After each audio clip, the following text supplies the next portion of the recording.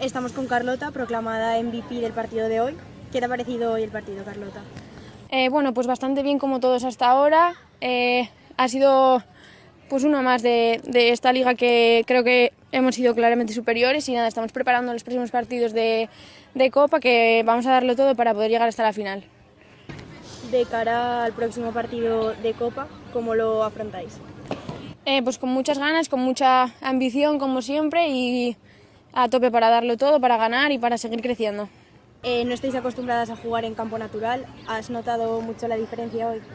Bueno, sí, claro, al final no es lo mismo jugar en un artificial, que más o menos la superficie siempre va a ser igual en todo el campo que aquí, que es bastante irregular, pero bueno, no pasa nada, nos adaptamos a todo y hay que seguir lo que se nos plante por delante.